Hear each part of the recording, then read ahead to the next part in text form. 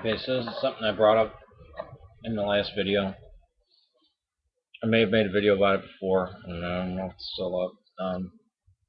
It's why there are so many churches in America. Well, you gotta understand that America was first under the Russian Patriarchate, because alas, it got enlightened. The Russians were here first. So anybody who came to America when they were Orthodox, or they're Greek, Arab, uh, Alexandrian, Egyptian, Bulgarian, Serbian, if they were under Orthodoxy, Eastern Orthodoxy, even if they're from China and Japan, would be under the Russian Patriarchate. And actually, Japan and China are from that same stem of Orthodoxy that America is. It's from the Russians enlightening America. And you have the Orthodox Church of America, OCA, and that's still around today.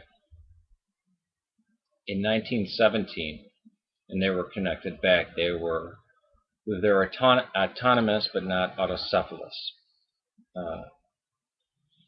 Now, the around just before the Russian Revolution, Tikhon, the Patriarch of Moscow, Saint Tikhon, told everybody, he said, after I leave this patriarchate, the one who comes after me will be corrupt. Do not listen.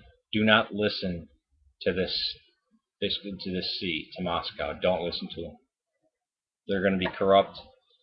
They're going to be frauds, because there were already both atheists, communist atheists, becoming priests in the Orthodox Church to wield power, and there were Orthodox priests going over to dialectic materialism, radical atheistic communism.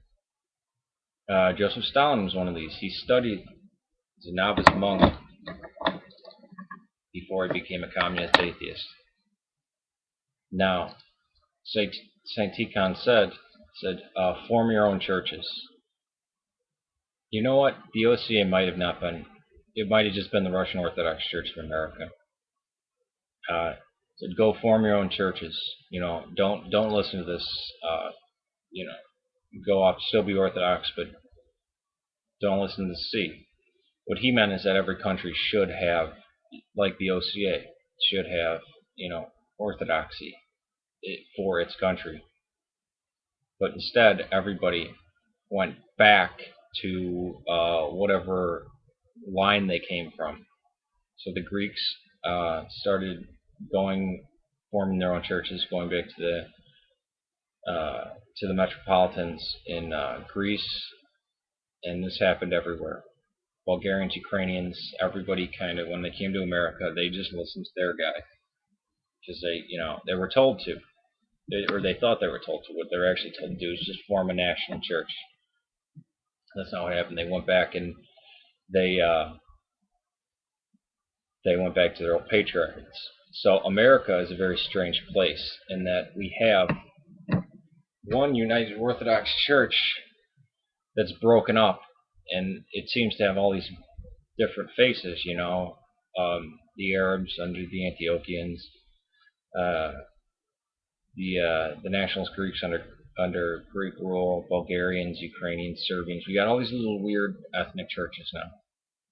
Now, we have an American church, the Orthodox Church of America.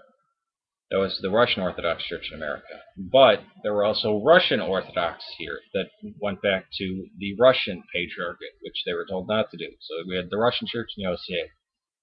And then we had another group called the Rokor, a Russian Orthodox Church outside of Russia, I think it was. And they were actually split off from all Orthodox, because when they said, don't listen to this, people don't listen to this patriarchate, they said, oh, well, all the other patriarchates are still in full communion with them. So by proxy, they left too. So they said, oh, well, then now Greece and Antioch are apostate, which is kind of insane. So they totally broke off, and they became their own entity until 2 years ago when they merged back in. And when they merged back, there were still some holdouts that said, you know what, no, there's still communists in power, or Putin is the new ruler of Russia, so he rules the church and all this weird stuff. And they became ROAC, and that's what you hear when you hear the catacomb churches in Russia. That's ROAC, and I actually know a ROAC bishop, and I know somebody who is a part of the ROAC church. Actually, my godbrother, Stephen. We actually called him Uniate Stephen because he came from the Uniate churches into Orthodoxy, and now he's come to Orthodox and gone to ROAC. But he would still call himself Orthodox. So we have all these things, all these outlets for Orthodoxy in America, but they're all very ethnic, and they don't want to bring the light of Orthodoxy to America. They just want to do their thing, and so the churches try to get back together, and everyone's on board. Says, yeah, we shouldn't have all this nationalistic division. It should be the Orthodox Church in America. That's it. Well, you know who got in the way, don't you? The Greeks. No, the Greeks won't have it because they're Greek. I mean, it's very disgusting and sick. I've always hated nationalism. I don't mean some type of hatred, but just of my country's better. Screw you. And I've even had Greeks because I have some Irish blood. I mean, I'm like, yeah, well, my mother said I have Irish. Oh, the Irish, they were originally Greek. No, they fucking weren't. They were Irish. I mean, the bombastic, obscene, obnoxious attitude that the Greek Orthodox people bring. I'm not surprised that I actually am surprised that anybody's Orthodox or that I am. I mean, like I said, when I went to St. Athanasius, they said, "Oh, you're not, no, you're not Greek. Don't join this." I mean, what if the Catholics did this? What if everybody in Rome said, "No, we're the only Catholics because it's Roman Catholic. Anybody who's not from Rome, you can't be Catholic." I mean, that's no other. The Missouri Synod Lutherans. Oh, you're not from Missouri. Sorry, you can't be Missouri Synod because you're not. I mean, the absolute ignorance and stupidity that the Greek people have, and not all of them. I'm just talking about some of them. They have when they view their religion, they see the word Greek. Oh, that means us. I mean, it's a sick thing. It's like the Mormons with America. The only reason it's called Greek Orthodoxy is because the Greek language was dominant in the eastern half of the Roman Empire. The Greek East, the Latin West.